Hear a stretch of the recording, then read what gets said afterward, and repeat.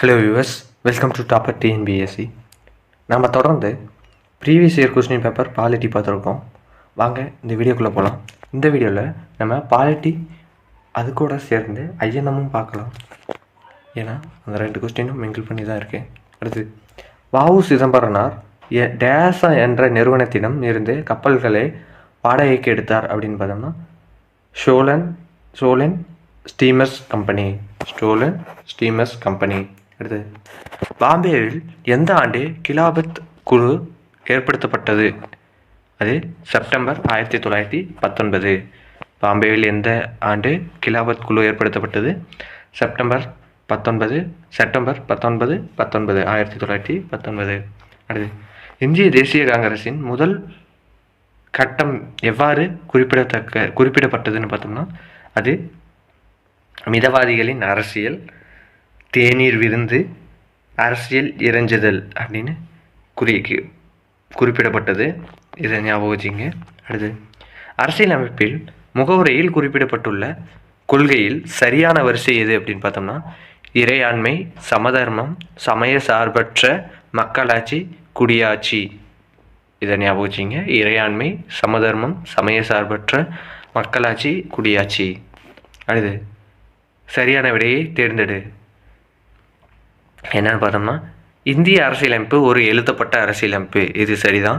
இந்திய அரசியலமைப்பு நெகிழும் மற்றும் நெகிழா இயல்புடையது. இதுவும் சரிதான். இந்திய அரசியலமைப்பு மதசார்பற்ற நாட்டினை ஏற்படுத்தியுள்ளது. இதுவும் சரிதான். இந்திய அரசியலமைப்பு கூட்டாட்சி அரசுக்கு எதிரானது அப்படிங்கிறதான் தவறான விடை. அப்போ 1, 2, 3 மட்டும் சரி. அடுத்து, தகவல் அறியும் உரிமை சட்டம் முதலில் இயற்றப்பட்ட நாடு எதுன்னு பார்த்தோம்னா ஸ்வீடன். தகவல் அறியும் உரிமை சட்டம் முதலில் இயற்றப்பட்ட நாடு ஸ்வீடன். அடுத்து, புறநோயாளிகள் சிகிச்சையின் அடிப்படையில் ஒரு முன்னோடியாக இருக்கும் மாநிலம் எது? தமிழ்நாடு. புறநோயாளிகள் சிகிச்சை அடிப்படையில் ஒரு முன்னோடியாக இருக்கும் மாநிலம் தமிழ்நாடு. அடுத்தது, அரசியல் கட்சிகளால் பதவி நீக்கம் செய்வதற்கு தற்போது பரிந்துரைக்கப்பட்ட உச்சநீதிமன்ற நீதிபதி தலைமை நீதிபதி தீபக் மிஸ்ரா. அடுத்தது, கீழ்கண்டவற்றுள் எது சரியாக பொருந்தவில்லை? அது எதுன்னு பார்த்தோம்னா, நேரு முக்கிய நோக்கங்கள் தீர்மானம் அரசியலமைப்பு நிர்ணய சபையில் கொண்டு வந்தது நவம்பர் 13, 1946 அப்படிங்கிறது தான் தவறான விடை. அடுத்து, தகவல் அறியும் உரிமை என்ற ஆவணம் முதலாக எந்த அமைப்பில் இருந்தது அப்படின்னு பார்த்தோம்னா, வேர்ல்டு பேங்க் ரிப்போர்ட், உலக வங்கி அறிக்கை. அடுத்தது, என்பி காரோ விசஸ் இந்திய தேர்தல் ஆணையம் என்னும் வழக்கு எதனுடன் தொடர்புடையது? அது குடியரசுத் தலைவர் தேர்தல் தகுதி நிலை குறித்து வினவும் மனுதாரருக்கு இருக்க வேண்டிய தகுதிகள் குறித்து.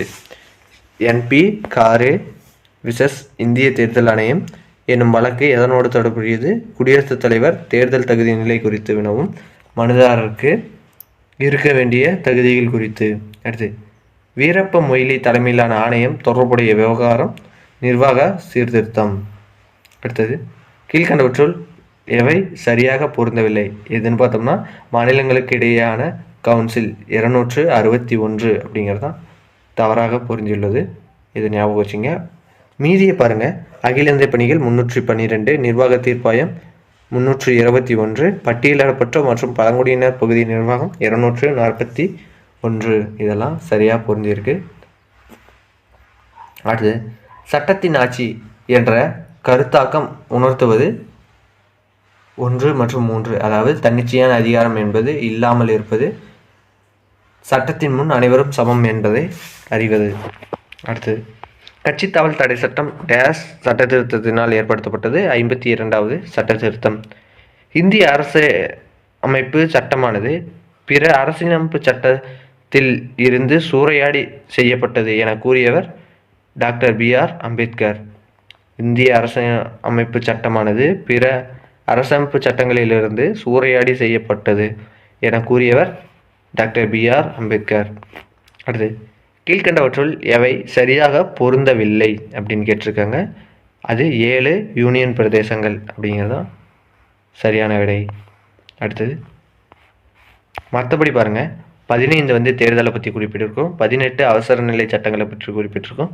9 பஞ்சாயத்தை பற்றி குறிப்பிட்டிருக்கும். அடுத்து குடியரசுத் தலைவர் அதிகாரம் தொடர்பான எந்த வாதம் தவறு என கருதப்படுகிறது? அது நாடாளுமன்ற கூட்டத்தொடரை குடியரசுத் தலைவர் தலைமை தாங்கி நடத்த முடியும் அப்படிங்கிறது தான் சரி. அடுத்தது இந்திய அரசியலமைப்பு சட்டத்தின் 21 மற்றும் 21A ஆகிய சரத்துக்கள் கீழ்கண்ட எந்த உரிமைகளை பேணுவதற்கு உத்தரவாதம் அளிக்கின்றன அப்படின்னு பார்த்தோம்னா, பகுதி 1 அதாவது உயிர் வாழ்வதற்கான உரிமை மற்றும் தனிப்பட்ட சுதந்திரம், அடிப்படை கல்விக்கான உரிமை. இதுதான் சரியான விடை. அடுத்து 2வது ஐந்தாண்டு திட்டம் இவரது ஆலோசனையின் கீழ் உருவாக்கப்பட்டது. யாருன்னு பார்த்தோம்னா பேரா மகல்நோபிஸ், ப்ரொஃபஸர் அப்படின்னு சொல்லுவாங்க. அடுத்தது பேராசிரியர், அதுக்கு பேர். அடுத்து கீழ்கண்டவற்றுள் கூற்றை கவனிக்க. 11வது ஐந்தாண்டு திட்டத்தில் என்னென்ன பார்த்துருங்க. பெண்கள் மற்றும் குழந்தைகளின் விகிதாச்சாரம் 0 முதல் 6 வயது வரை உள்ள குழந்தைகளின் எண்ணிக்கை 935ஆக 2011 முதல் 2012 ஆண்டிலும் 1950ஆக 2016-17 உயர்ந்தது. அதாவது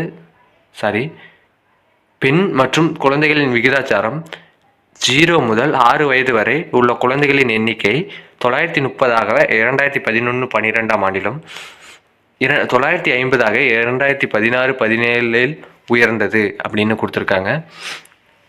அரசு திட்டங்கள் குறைந்தபட்சம் 33% நேரடியாகவோ மறைமுகமாகவோ பெண்கள் மற்றும் குழந்தைகளுக்கு போய் சேர்வதை உறுதி செய்வது. மேலே கொடுக்கப்பட்டுள்ள கூற்றில் எது சரியானது?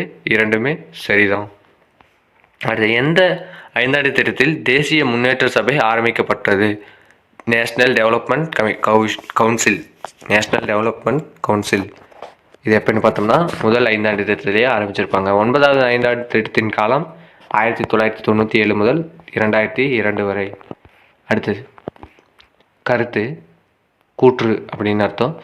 மாப்பிள்ளா சமூகத்தினர் கொர்லா போரை கையில் எடுத்து கொண்டனர். ஆட்சியாளர்களுக்கும் அருகாமையில் இருந்த இந்துக்களுக்கும் தாங்கொன வகையில் கொடூரமாக கொடுமை செய்தனர். சுத்தி இயக்கம் சரத்தானந்தா தலைமையில் இந்துக்களால் ஆரம்பிக்கப்பட்டது. இதில் கூற்று காரணம் சரி, ஆனால் காரணம் கூற்றை விளக்குவதாக அமையவில்லை. இதுதான் சரியான விடை. அடுத்து 1977 மார்ச்சில் ஆண்டு நடைபெற்ற 1977 மார்ச் ஆண்டு நடைபெற்ற பொது தேர்தலில் இந்திரா காந்தி அம்மையார் மார்ச் 1977 ஆண்டு தேர்தலில் இந்திரா காந்தி அம்மையார் ராய் பரேலி தொகுதியில் டேஸில் தோற்கடிக்கப்பட்டார். யாரால பார்த்தோன்னா ராஜ் நாராயணன். 1977 மார்ச் மாதம் நடைபெற்ற தேர்தலில் இந்திரா காந்தி அம்மையார் ராய் பரேலி தொகுதியில் யாரால் தோற்கடிக்கப்பட்டாங்கன்னு பார்த்தோம்னா ராஜ் நாராயணன் அப்படிங்கிறதுனால. அடுத்து பிர்சா முண்டா முன்னின்று நடத்திய புரட்சி நடைபெற்ற இடம் சோட்டா நாக்பூர் பகுதி. பிர்சா முண்டா முன்னின்று நடத்திய புரட்சி நடைபெற்ற இடம் சோட்டா நாக்பூர் பகுதி. அடுத்து வங்காளத்திலிருந்து வெளிவந்த முதல் தாய்மொழி நாளிதழ் சமாச்சார் தர்பன். அடுத்து கீழே கொடுக்கப்பட்டுள்ள இணைகளில் சரியானது எவை? மௌலானா ஆசாத் என்னன்னு பார்த்தோம்னா இந்தியா சுதந்திரம் பெறும். லாலா லஜபதி ராய் இந்து முஸ்லீம் ஒற்றுமை. பால கங்காதர் திலகர் கீத ரகசியம். இது மூன்றும் சரியானதான். அடுத்து இந்திய தேசிய காங்கிரஸின் முதல் முஸ்லீம் லீக் தலைவர் யாருன்னு பார்த்தோம்னா அது ஃபக்ருதீன் தயாப்ஜி. அடுத்து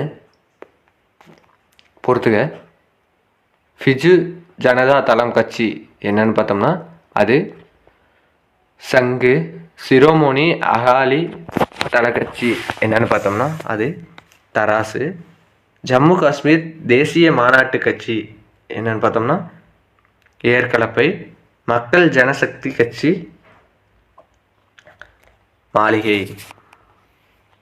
அடுத்து, உச்சநீதிமன்றத்தால் நியமிக்கப்பட்ட வழக்கறிஞர் அபராஜித உதவி செய்ய வேண்டிய வழக்கு தொடர்புடைய விவகாரம் காற்று மாசுபாடு தொடர்புடைய பிரச்சனை. காற்று மாசு தொடர்பான பிரச்சனை. அடுத்து, கீழ்கண்ட கூற்றுகளை கருதவும். கண்ணியம் என்பதன் பொருளானது தனிநபர் சுதந்திரம் மற்றும் கண்ணியமாக வாழும் உரிமையாகும். சமூக பொருளாதார உரிமைகள் நினைவாவதற்கு ஆதார் மிகவும் பயனுள்ளது. தனிநபர் அந்தரங்களை காட்டிலும் அடிப்படை உரிமைகள் முக்கியமானது மற்றும் மேலானது.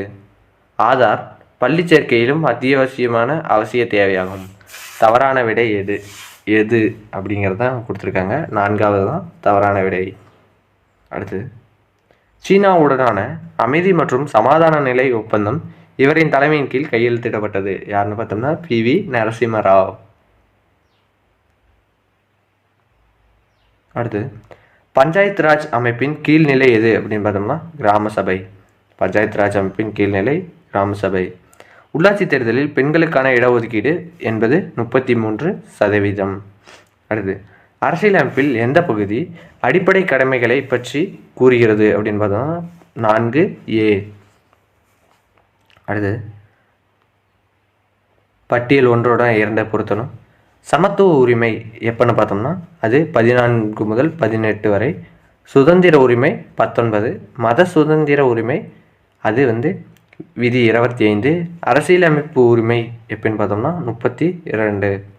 அடுத்து, தேசிய மனித உரிமை ஆணையத்தின் தலைவர் மற்றும் உறுப்பினர்கள் குடியரசுத் தலைவரால் நியமிக்கப்படும் வேளையில் டேஸ் பேர் கொண்ட குழு அவர்களை பரிந்துரை செய்யும் அப்படின்னு பார்த்தோம்னா 6 பேர் கொண்ட குழு பரிந்துரை செய்யும். கீழ்கண்ட வாக்கியங்களை கவனிக்கவும். முதல் உலகப் போருக்கு பின்னர் இந்து முஸ்லிம் ஒற்றுமையும் தேசிய போராட்டங்களும் வலுவடைந்தன. இந்து முஸ்லிமிற்கு ஜெய் என்ற முழக்கங்கள் நாடு முழுவதும் குரல் எழுப்பப்பட்டது. இதில் 2 கூற்றுகளுமே சரி. அடுத்து, எந்த இந்து தேசிய தலைவர் கிலாஃபத் இயக்கத்திற்கு ஆதரவு அளித்ததோடு அதை தலைமை தாங்கினார் அப்படின்னு பார்த்தோம்னா அது மகாத்மா காந்தி. கிலாஃபத் இயக்கத்திற்கு ஆதரவு அளித்ததோடு அதற்கு தலைமை தாங்கியவர் மகாத்மா காந்தி. அடுத்து, கூற்று காரணம் கொடுத்துருக்காங்க. இந்தியாவில் ஆங்கிலேயரை எதிர்த்து போரிட்ட கத்தார் கட்சி தீர்மானித்தது.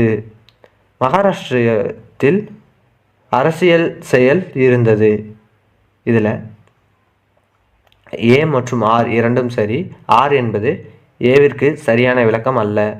மகாராஷ்டிரத்தில் அரசியல் கட்சி செயல் இருந்தது தான் அந்த கதார் கட்சி தீர்மானித்ததற்கான கூற்று சரியா இல்லை. இதை ஞாபகம் வச்சுங்க. அடுத்து, கீழ்கண்ட கூற்றுகளை கவனித்து சரியான குறியீட்டினை எழுது. என்னென்னு பார்த்தோம்னா கூற்று 1 மற்றும் 2 சரி. ரவீந்திரநாத் தாகூர் தேசிய கல்வி திட்டத்தை ஆதரித்தார். 1901 சாந்தி நிகேதனில் ஒரு பள்ளியை நிறுவினார். இது 2மே சரியான விடை. அடுத்து, ஒரே நபர் 2 அல்லது அதற்கு மேற்பட்ட மாநிலங்களில் கூட ஆளுநராக நியமிக்கப்படலாம் என கீழ்காணும் எந்த சட்ட திருத்தம் கூறுகிறது அப்படின்னு பார்த்தோம்னா 7வது சட்ட திருத்தம். அடுத்தது, கீழ்காணும் எந்த சட்ட திருத்தம் டெல்லிக்கு சிறப்பு அந்தஸ்து வழங்கியதை கூறுகிறது அப்படின்னு பார்த்தோம்னா 69வது சட்ட திருத்தம். காபு ஒதுக்கீடு சட்டம் 2017 எந்த மாநிலத்தோடு தொடர்புடையது அப்படின்னு பார்த்தோம்னா அது ஆந்திர பிரதேசம். அடுத்து, இந்திய அரசியலமைப்பு நிர்ணய சபையின் தலைவர் எந்த ஆண்டு தேர்ந்தெடுக்கப்பட்டார் அப்படின்னு பார்த்தோம்னா அது 1946. கீழ்கண்டவற்றுள் எது அடிப்படை கடமைகளோடு தொடர்புடைய வழக்கு அப்படின்னு பார்த்தோம்னா ராம்சரண் வழக்கு. அடுத்து, இந்திய அரசியலமைப்பு சட்டப்படி தீண்டாமையை ஒழிக்கும் சட்டப்பிரிவு விதி 17. அடுத்து, 2011-12 ஆண்டின் வரவு செலவு திட்டத்தின்படி இந்திய அரசாங்கத்தின் ஒட்டுமொத்த கடன் தொகையானது எவ்வளவுன்னு கேட்டிருக்காங்க. இது கரண்ட் அஃபேர்ஸ் கொஸ்டின். 37